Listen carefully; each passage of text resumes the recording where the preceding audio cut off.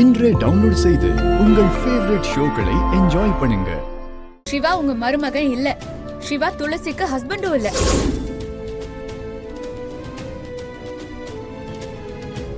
சிவா என்னோட ஹஸ்பண்ட். நான் தான் அவருக்கு பொண்டாட்டி. நான் மட்டும்தான் அவரோட வைஃப். சரிதான். அப்போ உன்னை டாக்டர் கிட்ட தான் கூட்டிட்டு போனோம். மென்டல் டாக்டர் கிட்ட. ஹலோ, இது என்ன பேப்பர் தெரியுமா? துளசிக்கும் சிவாவுக்கும் டிவோர்ஸ் பண்றதுக்காக அப்ளை பண்ண காப்பி. 2-3 முறை கோர்ட்டுக்கே போயிட்டு வந்துட்டாங்க. நீங்க வராம இருந்திருந்தா இந்நேரம் டிவோர்ஸே கிடைச்சிருக்கும். சிவா கட்டின தாலிய கழட்டி கொடுத்துட்டு துளசி போயிருப்பா.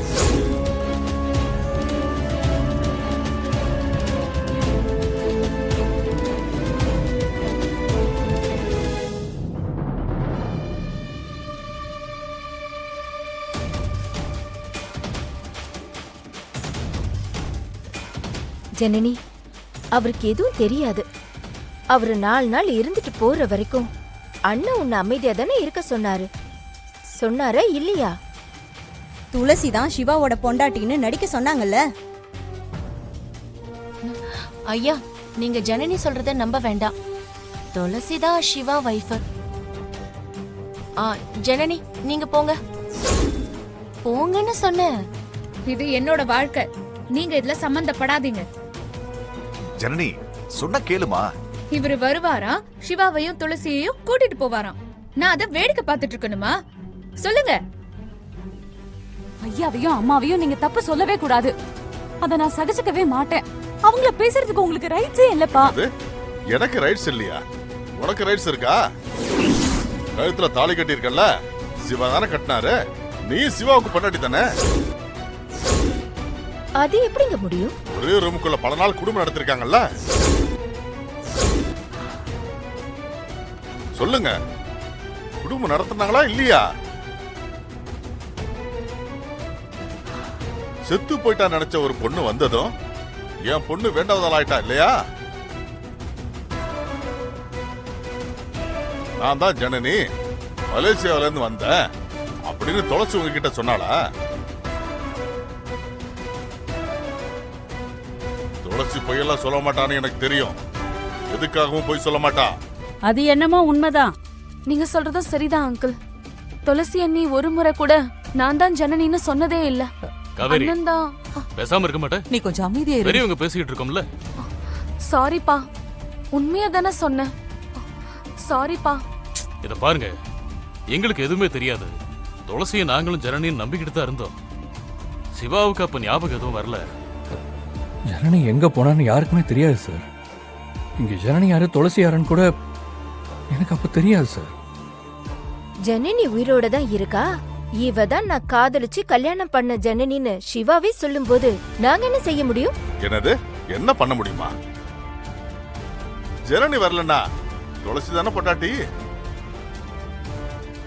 ஏன் இந்த உலகத்துல எவனோ 2 பொண்டாட்டியோட வாழலையா?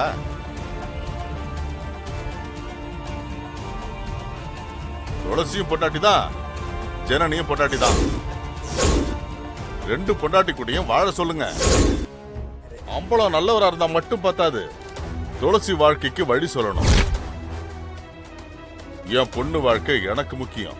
போய் சொல்லி தாலி கட்டிக்கிட்டா அது தப்பு இல்லையா? துளசி தான் தாலி கட்ட சொன்னாளா?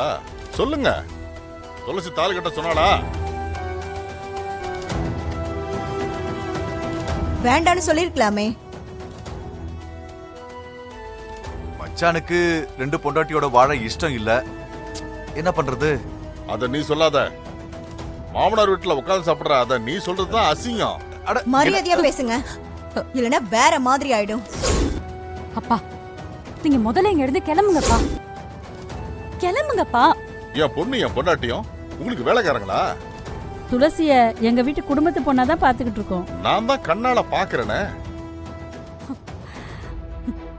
ஏங்க, புரியாம பேசாதீங்க. துளசிய இந்த ஊர் பிரசிடென்ட் ஆக்கியிருக்கோம் தெரியுமா? யாருக்கு வேணும் பிரசிடென்ட் பதவி? சிவாவுக்கு பொண்டாட்டியா இருந்தா போதும். நல்லா கேட்டுக்குங்க, ஜனனியை விட அதிக நாள் துளசி தான் சிவா கூட பொண்டாட்டியா வாழ்ந்திருக்கா. அதெல்லாம் ஞாபகம் எல்லாம் மறந்துட்டேன்னு சொன்னா விட மாட்டேன். போலீஸ்ல கேஸ் கொடுப்பேன்.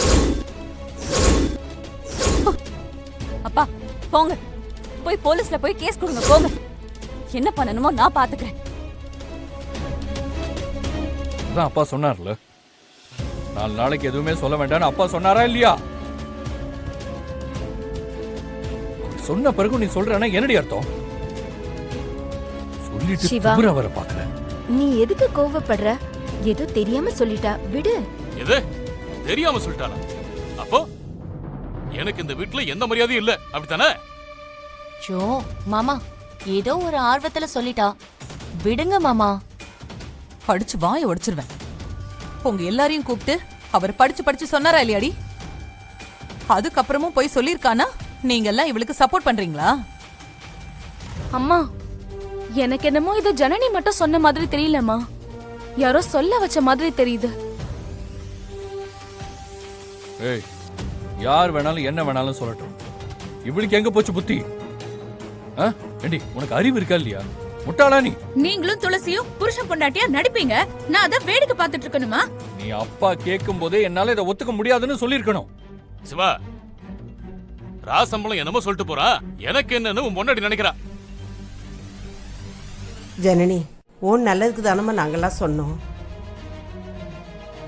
துளசியும் சிவாவும் புருஷன் பொண்டாட்டியா சேர்ந்து அடிக்கிற கூத்துல ஜனனிக்கு என்ன நல்லது?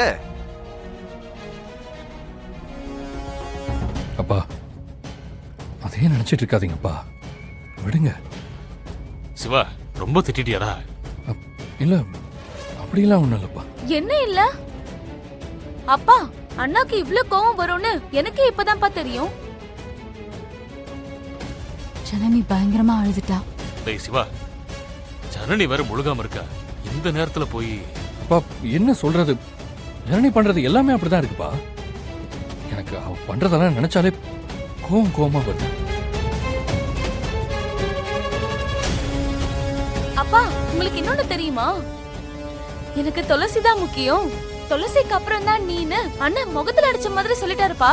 காவேரி கொஞ்சம் சும்மா இரு. ஆமா சொன்னேன், இப்போவும் அதான் சொல்றேன். ஏன்பா, இந்த குடும்பம் நல்லா இருக்கிறதுக்காக துளசி எவ்வளவு கஷ்டப்பட்டிருக்காங்கன்னு நமக்கு தெரியாதா? என்ன மணிமேகலை கிட்ட இருந்து மீட்டு எடுத்து நல்லவனாக்குனதே துளசி தான். துளசி பண்ண நல்லதை பத்தி சொல்லணும்னா சொல்லிக்கிட்டே இருக்கலாம்ப்பா. ஐயா, நீங்க எனக்கு செஞ்சதோட கம்பேர் பண்ணா நான் பண்ணதெல்லாம் ஒண்ணுமே இல்ல. துளசி, உனக்கு புகழ்ச்சி பிடிக்காது, அதனால அடக்கமா சொல்ற. நீ எங்க குலதெய்வத்துக்கு சமம்மா. என்னங்க ஐயா நீங்க இப்படி எல்லாம் பேசி என்ன சாமி ஆக்கிடாதீங்க. நான் சாதாரண மனுஷிதான். அண்ணி விட்டா கோவிலே கட்டிடுவாங்க. அதான் பயமா இருக்கு. இதுக்கு மேல நான் இங்க இருந்தா நான் மயக்கம் போட்டுருவேன்.